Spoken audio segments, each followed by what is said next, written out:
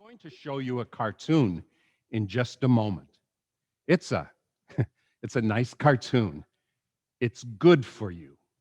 Watch it. I insist. Watch carefully. Pay attention. Do it now. You must. 모두 쇼!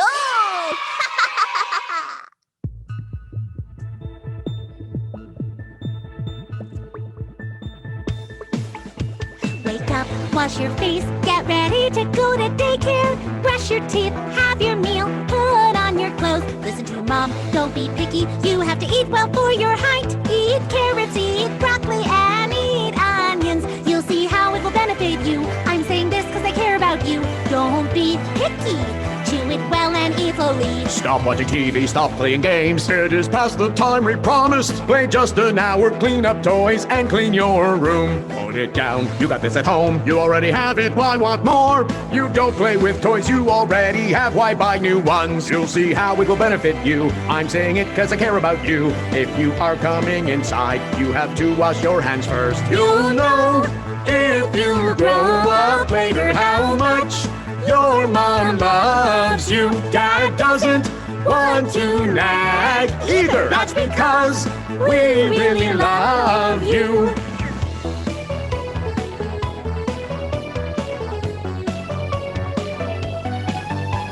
Wake up, wash your face. I keep nagging you every day. I'll nag you today, tomorrow, and the day after tomorrow.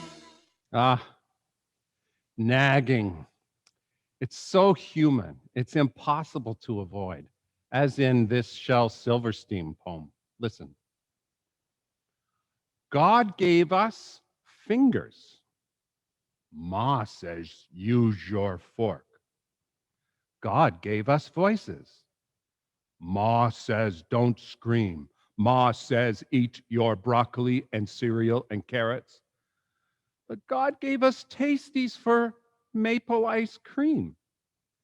God gave us fingers. Ma says, use your hanky. God gave us puddles. Ma says, don't splash. God gave us fingers. Ma says, put on your gloves. God gave us raindrops, but Ma says, don't get wet. God gave us fingers. Ma says, go wash them. But God gave us coal bins and nice dirty bodies, and I ain't too smart, but there's one thing for certain. Either Ma is wrong or else God is. Oh, yes, United Ministers do it too, and we do it better. We'll nag you today and tomorrow and the day after tomorrow. Nag, nag, nag. We ministers, we get our nag reflex honestly.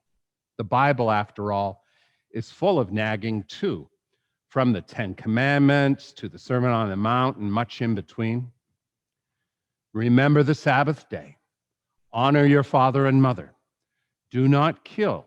Do not covet. Do not bear false witness. Even this, do not boil a kid in its mother's milk. And so on. And then Jesus adds, don't be angry. Don't look at another person lustfully. Don't seek an eye for an eye. Turn the other cheek. Do not worry. Give the coat off your back. Pray. Forgive. Seek first the kingdom. Be perfect. Be perfect, even as your heavenly Father is perfect. Nag, nag, nag. We ministers are pros at nagging. Be good. Be light and salt in your communities. Be an ambassador of reconciliation. Do social justice. Save the environment. Fight Israeli occupation of Palestine. Be affirming. Support our budget. Volunteer. Struggle against racism. Seek economic equality. Nag, nag, nag from the pulpit. Now, you know that none of these suggestions are bad, and that's worth saying. It's even worth emphasizing. You know, especially after a week like this past one. We're all sitting here at church or in our homes. We're all a bit overwhelmed. We're dazed, really, by the news out of Kamloops. Unmarked graves of hundreds of children were found there. They died at that residential school while the powers that be tried to erase what they considered to be the stain of First Nations language and culture.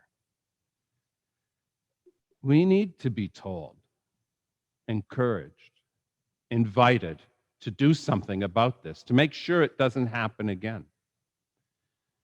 Stephen will, for example, make this the subject of today's prayer. And I urge each of you, and I'm trying hard not to nag here, but I urge each of you to reach out to your MPs or to salt your talk with friends in such a way that you inject some hope and healing into this conversation. Still, from week to week, I struggle to frame issues like this, or climate change, or anti-Black racism, or homelessness, or pride. I struggle to frame issues such as these in ways that do not minimize them, while at the same time I'm trying to avoid nagging. Because you see, nagging does not work. The constant drip, drip, drip of do this, do that, get busy, it irritates people rather than inspires them. Nagging from the pulpit works about as well as having a young child kick your church chair from behind again and again while you're trying to listen. Nagging from the pulpit works about as well as your spouse telling you every evening to load the dishwasher properly. No one wants to hear it. And yet there it is. The world's in trouble. Terrible things are going down. And so over the years, I've constantly told you what you have to do, what you have to do, what you have to do.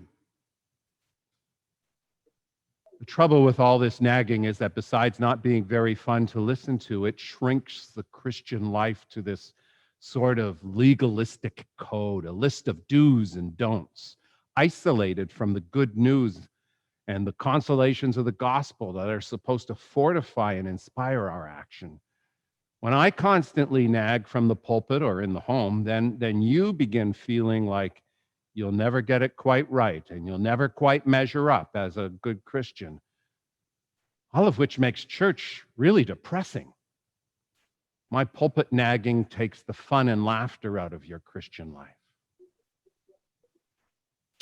Theologians call this approach to the Christian faith, this continual insistence on the stuff that you have to do.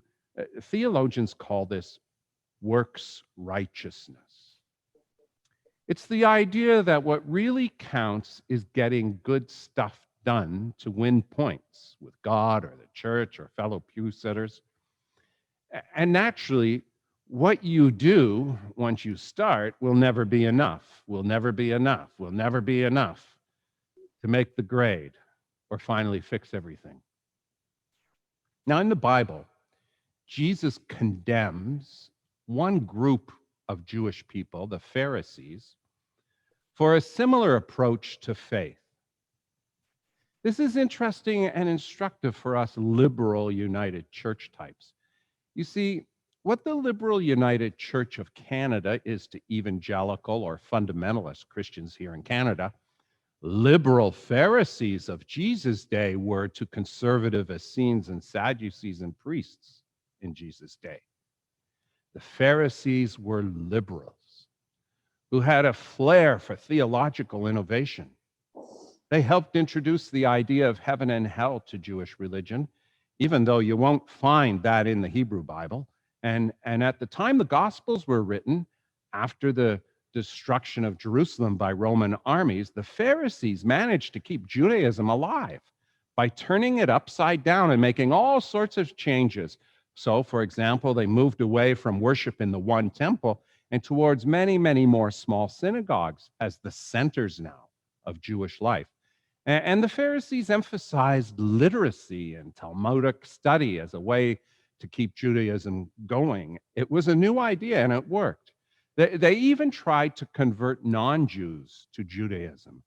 And instead of temple worship, Pharisees stressed the importance of keeping exactly 613 Old Testament laws as the way to define Judaism as something unique and precious and worth saving.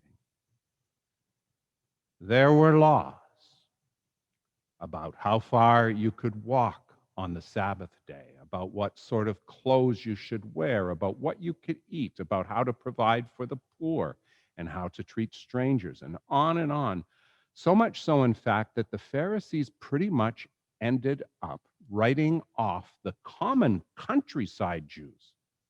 Wrote them right off because keeping all of these 613 do-gooder laws was just too hard for these country Jews.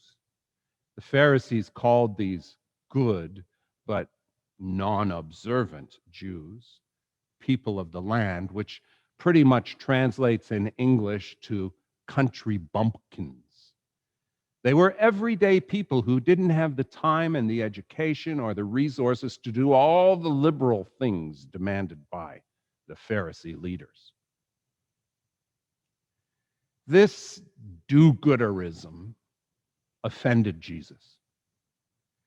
He didn't believe in religion with demands so onerous that you couldn't do everything that is required of you.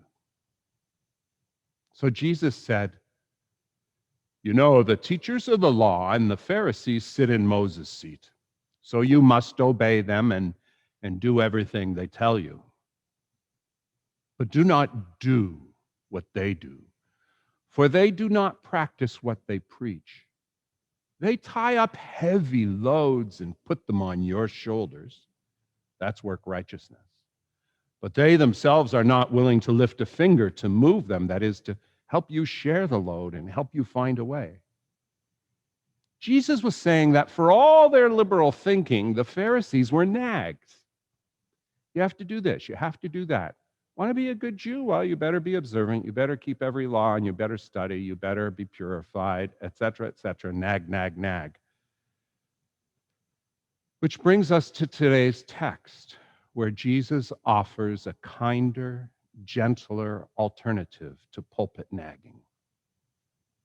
Jesus says, "Come to me, all you who are weary and are carrying heavy burdens, and I will give you rest. Take my yoke upon you and learn from me, for I am gentle and humble in heart, and you will find rest for your souls. For my yoke is easy and my burden is light."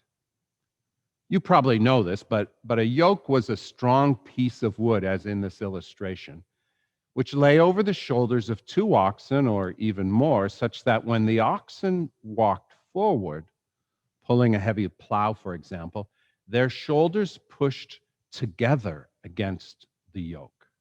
So when Jesus says, "Come to me, all you who are weary and burdened, and I will give you rest," take my yoke upon you, Jesus means his teachings and his attitude will pull for us, even when we can't. When it comes to the obligations of religion, Jesus is saying, "Don't sweat it. I'm pulling for you. We can do it together." So how is it that Jesus can carry our "you have to do this, you have to do that" load?